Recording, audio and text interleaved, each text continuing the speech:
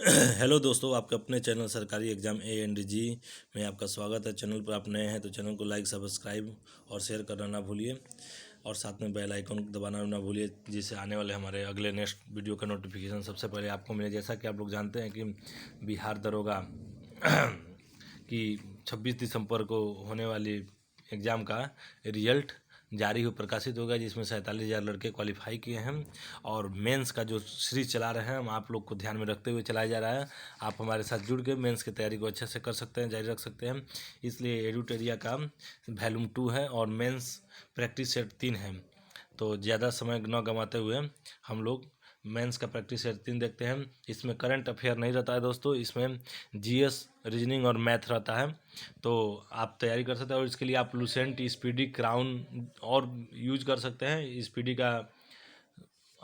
का आप general knowledge और सामान्य ज्ञान, विज्ञान सब यूज कर सकते हैं। प्रश्न पहला देखते हैं। कह रहा है कि प्रकाश संश्लेषण होता है, तो प्रकाश संश्लेषण किस में होता है? तो प्रकाश संश्लेषण पादपों के हरे भाग में होता है। पादपों के हरे भाग में होता है, जो ऑप्शन बी में दिया हुआ है।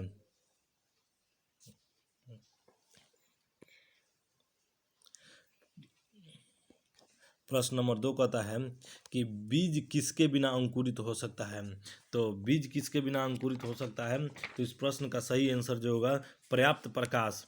पर्याप्त प्रकाश, इस प्रश्न का सही आंसर जो होगा ऑप्शन सी होगा, जो इस प्रकार है।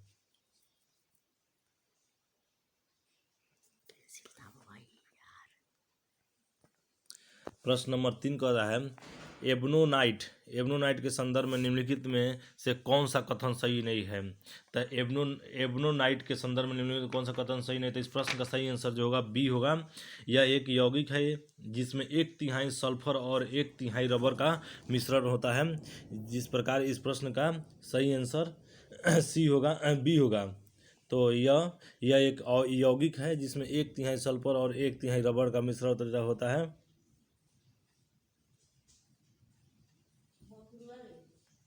धीरे से पूछ देते तनखा कोई बाहर बिगड़ा तो काम पड़ गया दे हां।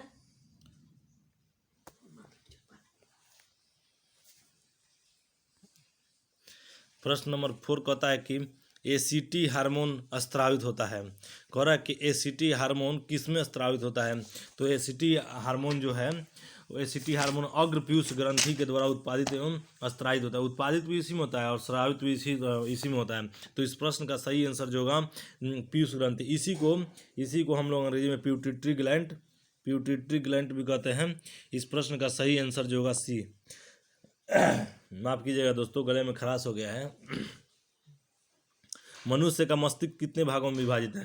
तो मनुष्य का जो मस्तिष्क है वो कुल 3 भागों में विभाजित है। इस प्रश्न का सही आंसर जो होगा बी होगा।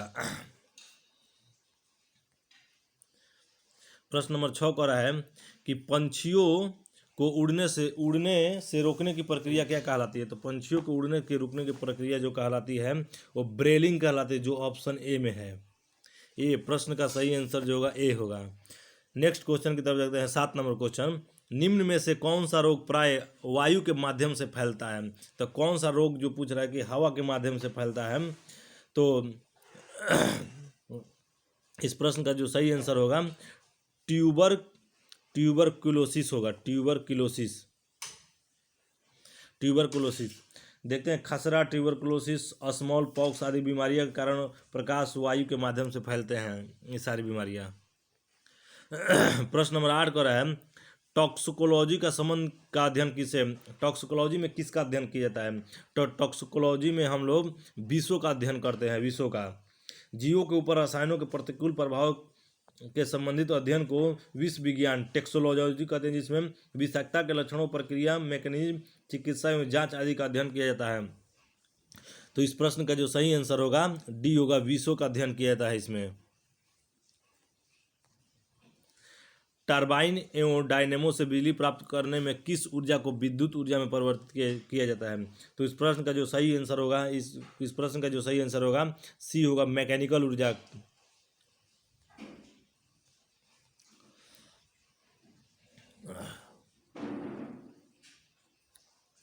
नेक्स्ट क्वेश्चन 10 नंबर क्वेश्चन कर रहा है दोस्तों कि चॉकलेट स्वास्थ्य के लिए हानिकारक हो सकते हैं क्योंकि उसमें निम्न में से अधिक मात्रा में होती है। तो क्या होती है उसमें? B, nickel.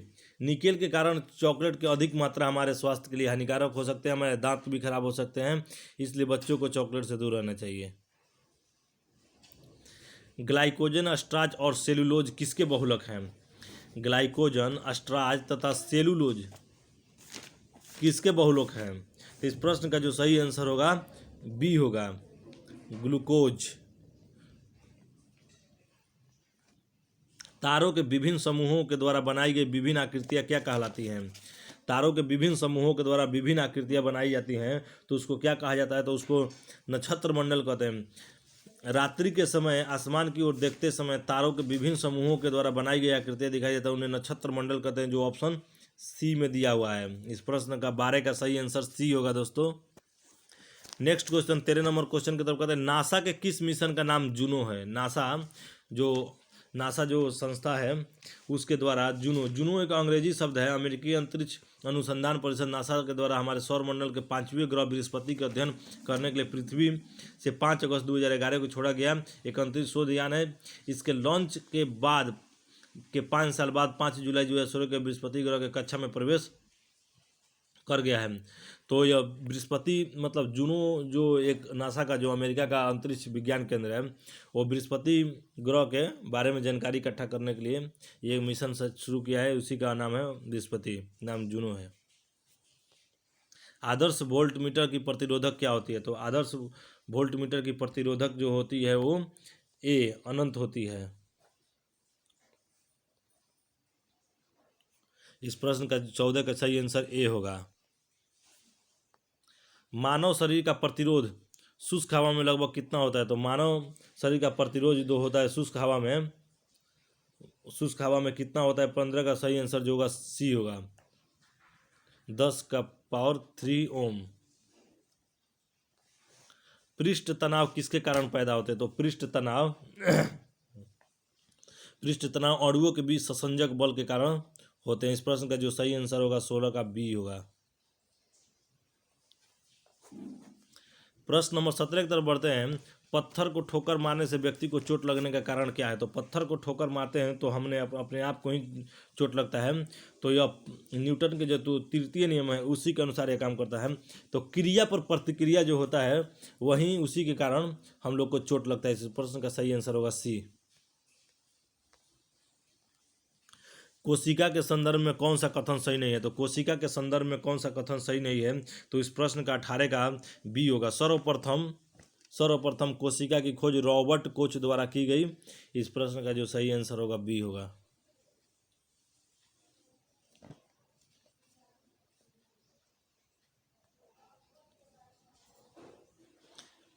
प्रश्न नंबर 19 की तरफ बढ़ते हैं।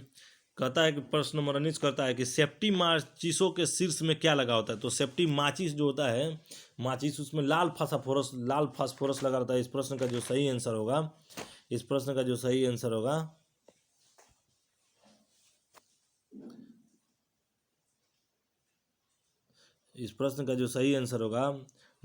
19 का जो प्रश्न का जो सही आंसर होगा वो डी होगा। प्रश्न नंबर 20 कहता है कि एल्युमिनियम को शुद्ध किया जा सकता है। तो एल्युमिनियम को किससे शुद्ध किया जा सकता है? सी से, विद्युत अपघटन के द्वारा एल्युमिनियम को शुद्ध किया जा सकता है। निम्न में से कौन सा तत्व उत्कृष्ट गैस का उदाहरण है?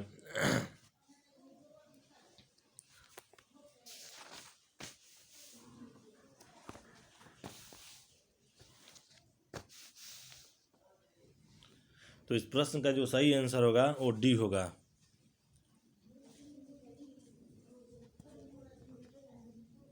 एरोसॉल का उदाहरण क्या है? तो 22 का जो होगा वो सी होगा। 22 प्रश्न का जो सही आंसर होगा सी होगा। एरोसॉल का उदाहरण क्या है? तो एरोसॉल का उदाहरण जो है ऑप्शन सी धुआं होगा।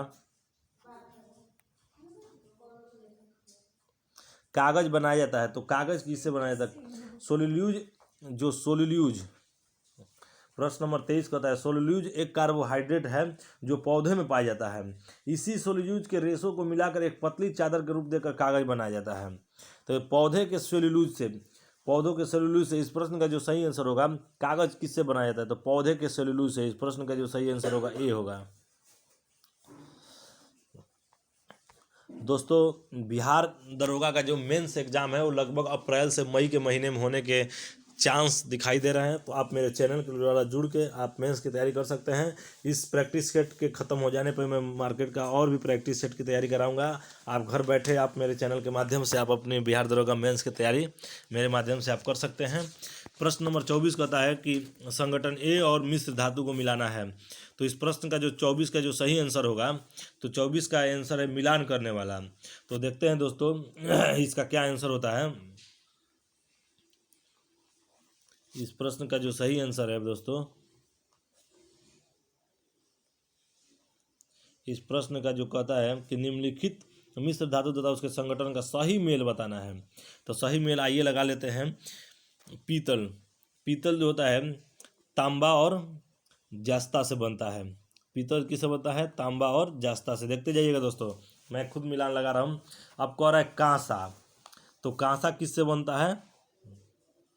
तो जो कांसा बनता है, कांसा बनता है वो तांबा प्लस टीन से बनता है, तांबा और टीन से। सोल्डर किस चीज़ से बनता है? तो सोल्डर बनता है सीसा और टीन से, सीसा और टीन से। सीसा, सोल्डर जो बनता है सीसा प्लस टीन से।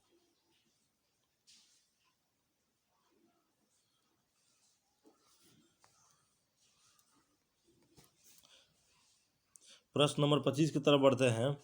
विश्वव्यापी महान आर्थिक मंदी किस वर्ष आई थी? विश्व महान आर्थिक मंदी, तो विश्व महान जो आर्थिक मंदी थी, इस प्रश्न का जो सही आंसर होगा ए होगा। 1929 में विश्वव्यापी महा आर्थिक मंदी आई थी, और उसके बाद दोस्तों 2008 में आई थी, जिसको मैंने देखा है।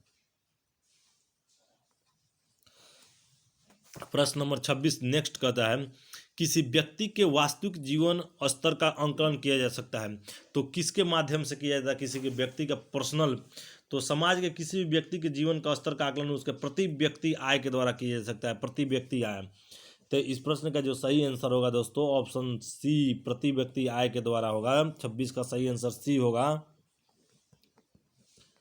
आय तथा उपभोग में किस प्रकार का संबंध है? तो आय तथा उपभोग में किस प्रकार का संबंध? तो आय तथा उपभोग में प्रत्यक्ष संबंध है दोस्तों, प्रत्यक्ष रूप से संबंध रहता है आय और उपभोग में।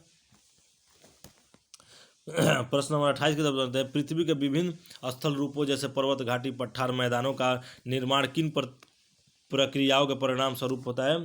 तो इस प्रश्न का जो सही आंसर होगा वो दोस्तों बी होगा। आंतरिक तथा बाह्य क्रिया के कारण होता है। इस प्रश्न का सही आंसर होगा बी।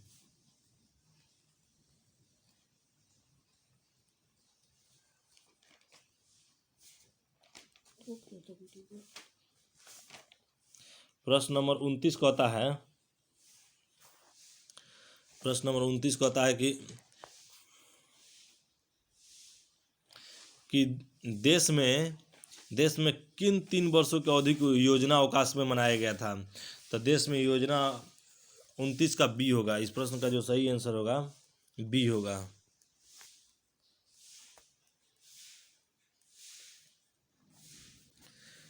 उन्नीस सौ 66 से 1969 तक की 3 वार्षिक योजनाएं बनाई गई। इस अवधि को योजना अवकाश, प्लान हॉलीडे कहा गया।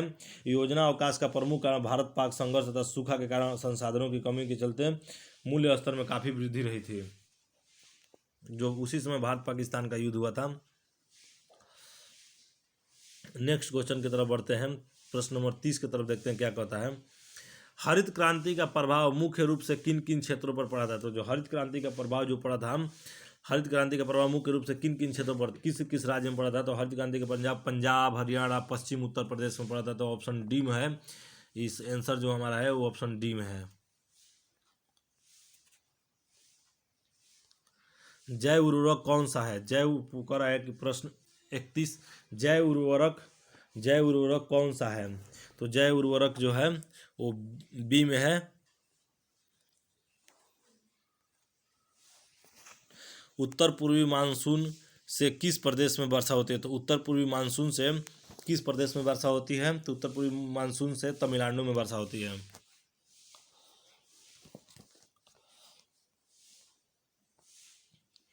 33 कहता है कौन सा पर्वत हिमालयी श्रृंखला का अंग नहीं है। तो 32 का प्रश्न नंबर 32 33 नंबर क्वेश्चन देखते हैं, कौन सा पर्वत हिमालयी श्रृंखला का अंग नहीं है। तो इस प्रश्न का जो सही आंसर होगा ए होगा। जो अरावली है वो हिमालयी श्रृंखला का अंग नहीं है। कुनलून, काराकोरम, हिंदकुश हिमालय श्रृंखला का अंग है, अरावली इस श्रृंखला का अंग नहीं है। प्रश्न नंबर 34 की तरफ बढ़ते हैं।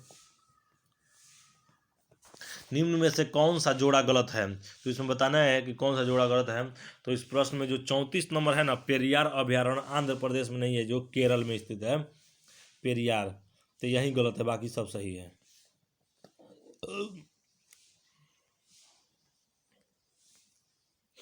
35 नंबर क्वेश्चन की तरफ बढ़ते हैं। सबसे बड़ी मानव निर्मित झील कौन है। तो सबसे बड़ी जो मानव निर्मित जो झील है ना, 35 का बी, गोविंद सागर झील है। ये हिमाचल प्रदेश के बिलासपुर जिले में स्थित है, निर्मित है। यह झील सतलज नदी पर स्थित है। गोविंद सागर जो झील है, गोविंद सागर झील, यह हिमाचल प्रदेश के बिलासपुर जिले में यह एक मानव निर्मित झील है। इस प्रश्न का जो सही आंसर होगा 35 का बी होगा, गोविंद सागर झील।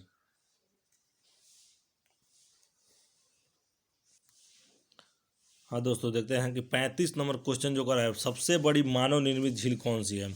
तो सबसे बड़ी मानव निर्मित जो झील है वो गोविंद सागर झील है, जो हिमाचल प्रदेश के बिलासपुर जिले में स्थित है। तो इस प्रश्न का जो सही आंसर होगा बी होगा।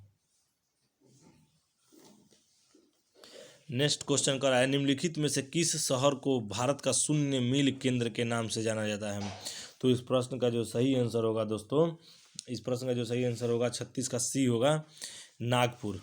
नागपुर है जो भारत का शून्य मील केंद्र के नाम से जाना जाता है। नेक्स्ट क्वेश्चन 37 नंबर क्वेश्चन की तरफ बढ़ते हैं। 37 नंबर जो क्वेश्चन कहता है कि झूम कृषि किससे संबंधित है। तो जो झूम कृषि है वो स्थानांतरण कृषि से संबंधित है। इस प्रश्न का जो सही आंसर होगा सी होगा। कोयले का सबसे बड़ा भंडार किस राज्य में है। तो कोयले का जो सबसे बड़ा भंडार है वो झारखंड राज्य में स्थित है, जो हमारे बिहार का पड़ोसी राज्य है।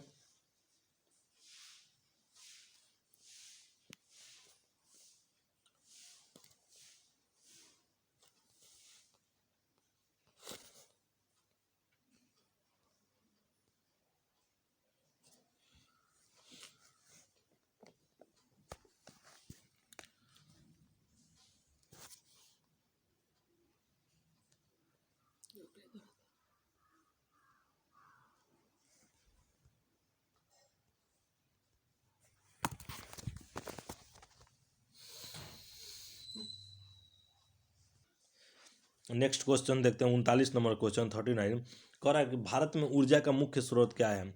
तो दोस्तों, भारत में ऊर्जा का जो मुख्य स्रोत है वो तापीय ऊर्जा है, यानी कोयले के से जो ऊर्जा, जो लाइन बिजली करंट पैदा होता है उसे तापीय ऊर्जा कहते हैं। तो एक आंकड़ा पेश हुआ था 30 नवंबर 2019 के आंकड़े के अनुसार भारत में कुल ऊर्जा में ताप विद्युत का योगदान 67.7% है। तो इस प्रश्न का जो सही आंसर होगा दोस्तों, इस प्रश्न का जो सही आंसर होगा बी होगा, तापीय ऊर्जा, जो ऑप्शन बी में दिया हुआ है। नेक्स्ट क्वेश्चन की तरफ बढ़ते हैं। बालतोरो हिमनद स्थित है। तो बालतोरो हिमनद जो है ऑप्शन ए होगा, काराकोरम पर्वतमाला में। इस प्रश्न का जो सही आंसर होगा ए होगा।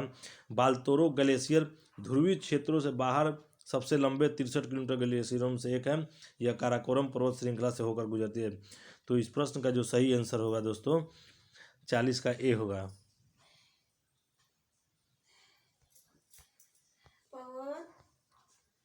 चल गलन खाए। कह रहा है कि 31 नंबर क्वेश्चन कह रहा है कि अकाल तख्त का निर्माण किसने किया था। तो अकाल तख्त का निर्माण जो हुआ था गुरु गोविंद सिंह ने किया था। सिखों के 6वें गुरु गोविंद सिंह ने अकाल तख्त की स्थापना की थी तथा उन्होंने सिखों को एक लड़ाकू जाति के रूप में परिवर्तित किया था। तो इस प्रश्न का जो सही आंसर होगा ऑप्शन सी होगा। 42 नंबर क्वेश्चन देखते हैं। सूफी आंदोलन मूलतः कहाँ से प्रारंभ हुआ। तो जो सूफी आंदोलन है वो पारसिया से शुरू हुआ था।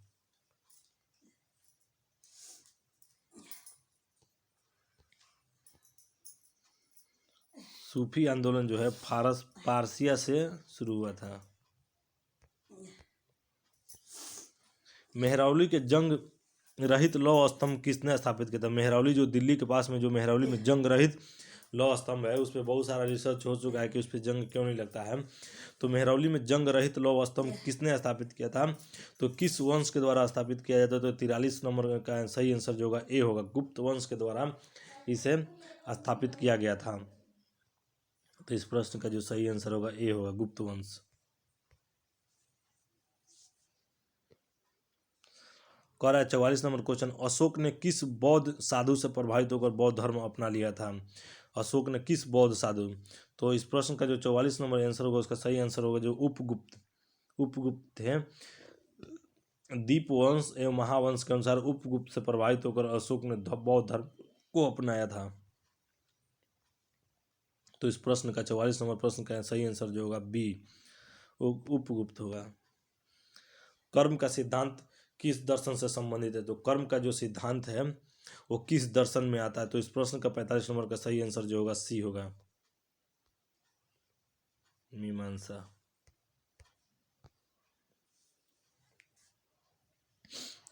समुद्रगुप्त के प्रयाग पर सरित वाले स्तंभ पर निम्नलिखित में से कौन सा लेख मिलता है? तो 46 नंबर प्रश्न का जो सही आंसर होगा, 46 नंबर प्रश्न का जो सही आंसर होगा ए होगा, जहांगीर होगा। वह सुल्तान कौन था जिसने खलीफा के अधिकार को मानने से मना कर दिया था? तो 47 नंबर प्रश्न का जो सही आंसर होगा ए होगा।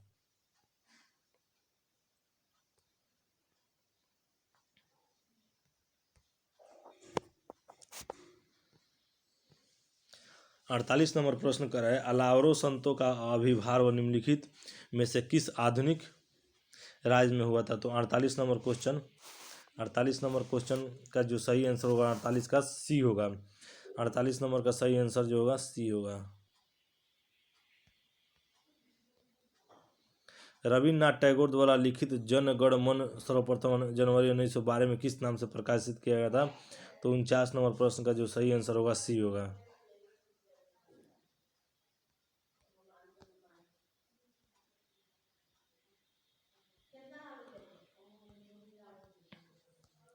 जो इस प्रश्न 50 नंबर क्वेश्चन देखते हैं। नेक्स्ट क्वेश्चन कहता है कि 1857 के विद्रोह निम्न स्थानों पर हुआ था, इस कर्म का सही कर्म मिलाना है। तो जो 1857 की जो क्रांति थी, इसका क्रम मिलाना है। तो इस प्रश्न का जो सही आंसर होगा डी होगा, ऑप्शन डी।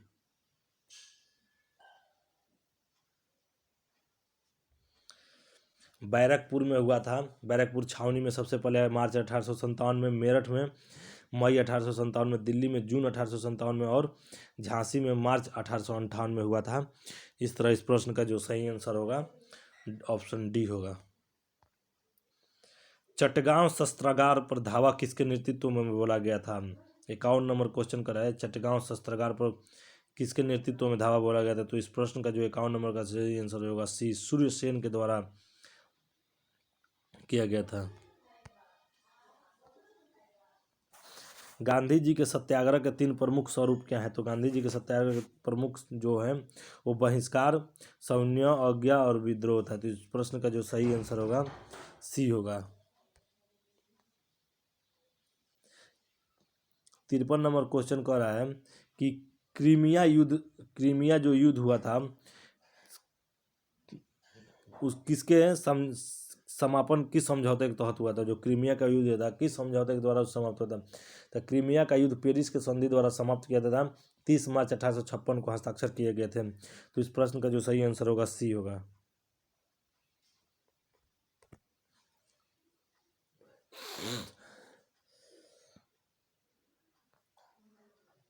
निम्नलिखित में से कौन मगध का शासक नहीं है? जो मगध का शासक नहीं है वो बी होगा, प्रसन्नजीत नहीं था, बाकी सब मगध के शासक रहे हुए हैं।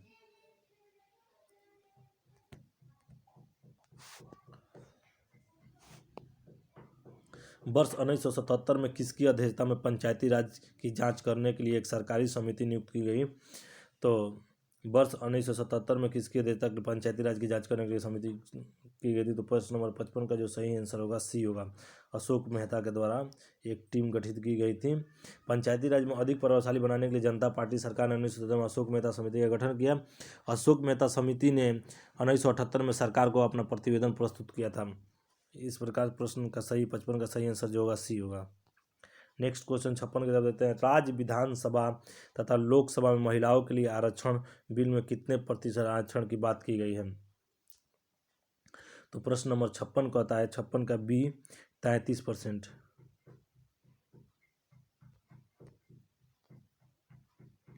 आरक्षित निर्वाचन क्षेत्र से संबंधित निम्नलिखित कथनों पर विचार कीजिए। तो इस प्रश्न का जो सही आंसर होगा 57 नंबर प्रश्न का जो सही आंसर होगा ए होगा। केवल एक भारतीय संविधान के में कमजोर वर्ग के लिए आरक्षित निर्वाचन क्षेत्र की व्यवस्था की गई है। तो इस प्रश्न का जो सही आंसर होगा ए होगा।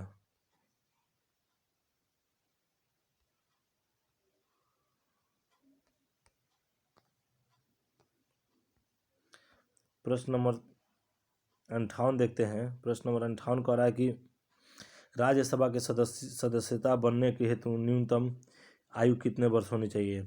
तो राज्यसभा का सदस्य बनने के लिए न्यूनतम आयु पूछ रहा है दोस्तों। तो न्यूनतम राज्यसभा का सदस्यता हासिल करने के लिए बी 30 वर्ष का उम्र चाहिए, जो ऑप्शन बी में है। संविधान की प्रामाणिकता संसद से ज़्यादा क्योंकि संविधान की प्रामाणिकता संसद से ज़्यादा है, क्यों? 59 नंबर क्वेश्चन कर रहे थे। इस प्रश्न का जो सही आंसर होगा सी होगा। संविधान यह बताता है कि संसद कैसे बनाई जाए और उसे कौन कौन सी शक्तियाँ प्रदान की जाए, इसीलिए संविधान बड़ा है संसद से।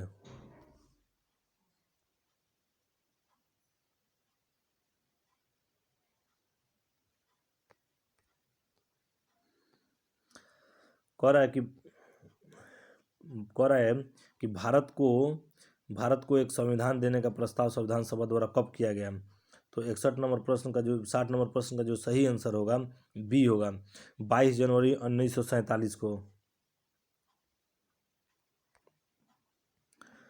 अकबर की गुजरात विजय के संदर्भ में निम्नलिखित कथनों में कौन सा असत्य है? 61 नंबर क्वेश्चन। तो 61 नंबर क्वेश्चन का जो सही आंसर होगा डी होगा। इस अभियान में मिर्जाओं ने अकबर का साथ दिया था।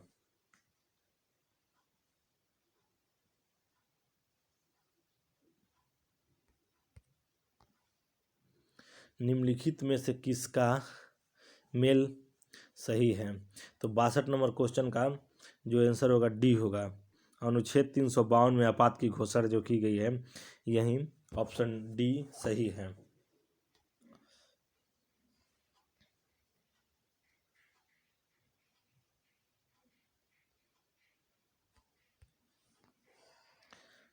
तिरसठ नंबर क्वेश्चन कहता है भूमि सुधार किस सूची के विषयों के अंतर्गत आता है? जो भूमि सुधार है वो किस सूची के अंतर्गत आता है? तो 63 नंबर क्वेश्चन का जो सही आंसर होगा बी होगा, राज्य सूची के अंतर्गत भूमि सुधार आता है।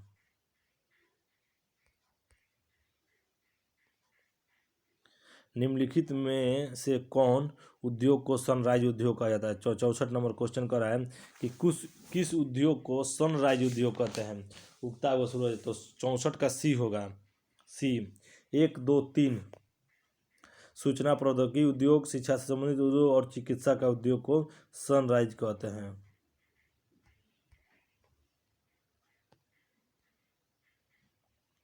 कैबिनेट में सम्मिलित होते हैं 65 नंबर क्वेश्चन।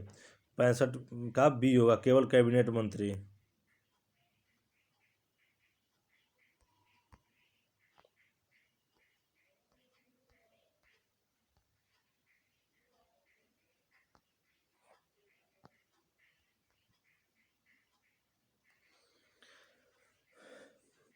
प्रश्न नंबर 66 कर रहा है कि किस गुजराती व्यक्ति ने वास्को डी गामा को कालीकट तक पहुंचने में मदद किया था? तो इस प्रश्न का जो सही आंसर होगा 66 नंबर का, तो 66 का सही आंसर होगा ए अब्दुल मजीद।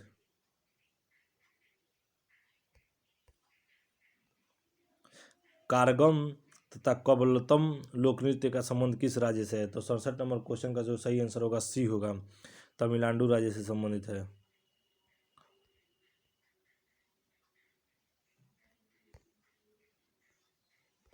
हाँ, कह रहे हैं कि दोस्तों प्रश्न नंबर 51 की तरफ देखते हैं कि चटगांव शस्त्रागार पर धावा किसके नेतृत्व में बोला गया। तो चटगांव का जो शस्त्रागार है वो सूर्यसेन के नेतृत्व में कहा गया, क्योंकि इनको प्यार से लोग इनको मास्टर दा के लोग के रूप में भी इनको बुलाते थे। प्रश्न नंबर 52 कर रहा है कि गांधी जी के सत्याग्रह के 3 प्रमुख स्वरूप कौन है। तो गांधी जी के सत्याग्रह के 3 प्रमुख सत्याग्रह का सहयोग है असहयोग, सविनय अवज्ञा तथा बहिष्कार। इस प्रश्न का जो सही आंसर होगा 52 का बी होगा। प्रश्न नंबर 53 कह रहा है कि क्रीमिया युद्ध का समापन किस समझौते के तहत हुआ था। तो क्रीमिया युद्ध का समझौता जो पेरिस की संधि के तहत हुआ था। तो इस प्रश्न का जो सही आंसर होगा सी होगा। प्रश्न नंबर 54 की तरफ बढ़ते हैं दोस्तों कि निम्नलिखित में से कौन मगध का शासक नहीं रहा है। तो मगध का जो शासन नहीं रहा वो प्रसेनजीत नहीं रहा है, बाकी सारे लोग मगध के शासक रहे हैं। तो इस प्रश्न का जो सही आंसर होगा 54 का बी होगा। प्रश्न नंबर 55 का है वर्ष 1977 में किसकी अध्यक्षता में पंचायती राज की जांच करने के लिए एक सरकारी समिति की नियुक्ति की थी। तो 55 का जो सही आंसर होगा सी अशोक मेहता के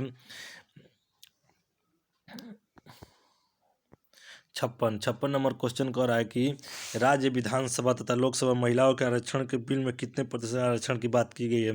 तो प्रश्न नंबर 56 के तहत राज्य विधानसभा तथा लोकसभा महिलाओं के लिए आरक्षण बिल 33% आरक्षण की बात की गई है। इस प्रश्न का जो सही आंसर है 33 का बी होगा। आरक्षित निर्वाचन क्षेत्र से संबंधित निम्नलिखित कथनों पर विचार कीजिए। 57 का प्रश्न ए होगा। इस प्रश्न का जो सही आंसर होगा ए, केवल एक होगा।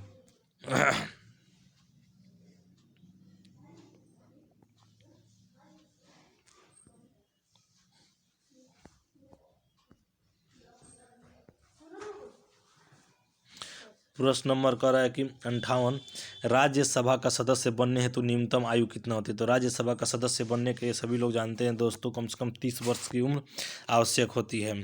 तो इस प्रश्न का जो सही आंसर होगा बी होगा। 59 नंबर प्रश्न कर रहा है संविधान की प्रामाणिकता संसद से ज़्यादा है क्योंकि कि यह संविधान बताता है कि संसद कैसे बनाई जाती है और कौन सी शक्तियाँ प्राप्त होती है। इस प्रश्न का जो सही आंसर होगा सी होगा। भारत को एक संविधान देने का प्रस्ताव संविधान सभा द्वारा कब प्रस्तुत किया गया। तो 60 का जो सही आंसर होगा दोस्तों बी होगा। 60 नंबर क्वेश्चन का सही आंसर बी। अकबर की गुजरात विजय के संदर्भ में निम्नलिखित कथनों में कौन सा असत्य है। तो 61 का जो सही आंसर होगा डी। 62 निम्नलिखित में से कह रहा है कि मिलान करने। तो 62 का जो सही आंसर होगा डी होगा। सही मेल है, बस यही ये जो एक मेल है ये सही है, बाकी सब गलत है। भूमि सुधार किस सूची के अंतर्गत आता है। तो भूमि सुधार राज्य सूची के अंतर्गत आता है बी में। कह रहा है कि 64 नंबर क्वेश्चन कि निम्नलिखित में से किन उद्योगों को सनराइज उद्योग कहा जाता है। तो सूचना प्रौद्योगिकी, शिक्षा से संबंधित और चिकित्सा ये सभी सनराइज उद्योग कहलाते हैं। तो इस प्रश्न का जो सही आंसर होगा दोस्तों सी होगा 1 2 3। कैबिनेट में सम्मिलित होते हैं। कैबिनेट में कौन सम्मिलित होते हैं 65 नंबर क्वेश्चन। कैबिनेट में कौन कौन लोग सम्मिलित होते हैं। तो कभी कैबिनेट में बी ऑप्शन होगा, केवल कैबिनेट के मंत्री ही कैबिनेट में शामिल होते हैं।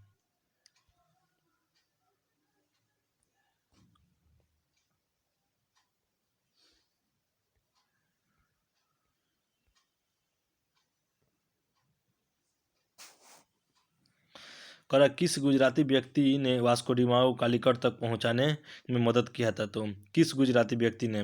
तो इस गुजराती व्यक्तिगण का जो नाम था अब्दुल मजीद था। ऑप्शन ए के में होगा। प्रश्न नंबर 67 करा है करगम तथा कबलतम लोक नृत्य का संबंध किस राज्य से है। तो 67 का जो सही आंसर होगा सी होगा।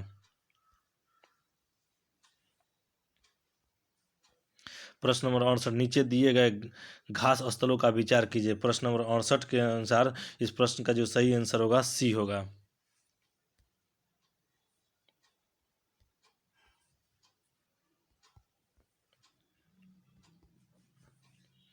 भारत में केंद्रीय गंगा प्राधिकरण की स्थापना कब हुई थी? प्रश्न नंबर 69 का है फरवरी 1985 में केंद्रीय गंगा प्राधिकरण की स्थापना की गई थी।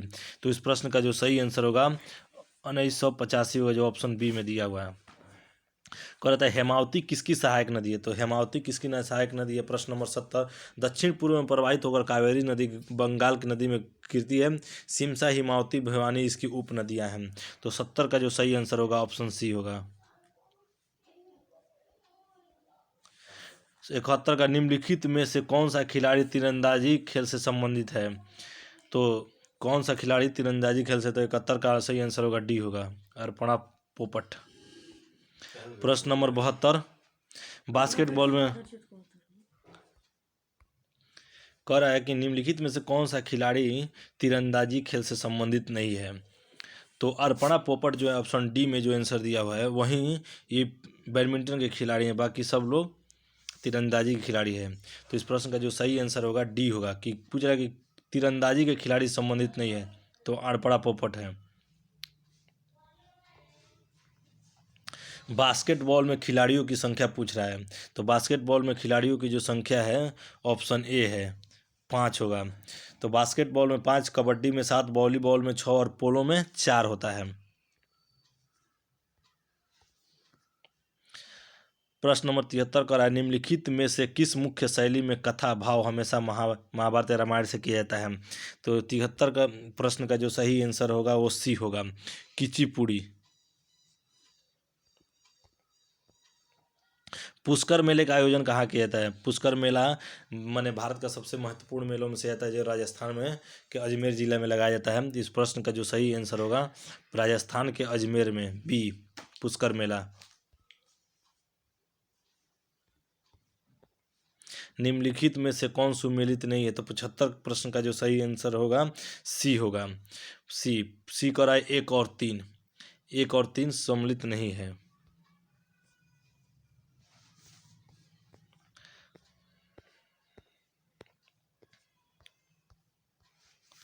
प्रश्न नंबर 76 की तरफ देखते हैं।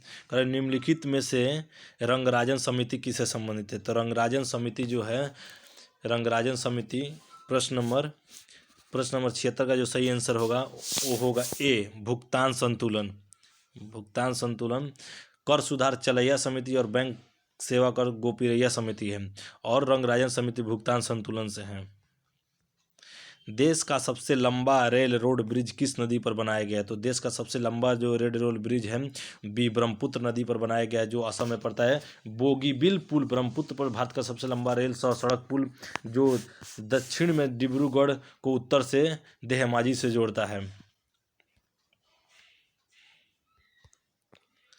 करा प्रश्न नंबर 78 डफला अबोर पहाड़ियाँ किस पूर्वोत्तर राज्य में अवस्थित है? डफला अबोर पहाड़ियाँ किस पूर्वोत्तर राज्य में उपस्थित है? मैंने पूर्वोत्तर के राज्यों में, भारत के पूर्वी क्षेत्रों में जो पड़ता है वो मणिपुर में पड़ता है, ऑप्शन बी में होगा। प्रश्न नंबर 79 राष्ट्रीय ग्रामीण रोजगार गारंटी अधिनियम की शुरुआत कब की गई थी? प्रश्न नंबर 79 इस प्रश्न का जो सही आंसर होगा बी।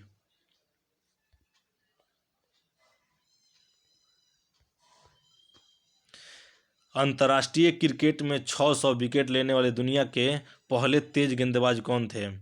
तो पहले जो अंतर्राष्ट्रीय क्रिकेट में जो 600 गेंद लेने वाले खिलाड़ी थे अंतर्राष्ट्रीय, बी होगा, जेम्स एंडरसन थे। अंतर्राष्ट्रीय क्रिकेट में 600 विकेट लेने वाले इंग्लैंड के तेज गेंदबाज जेम्स एंडरसन दुनिया के पहले तेज गेंदबाज बने, जिन्होंने पूर्व 600 अधिक विकेट लेने वाले।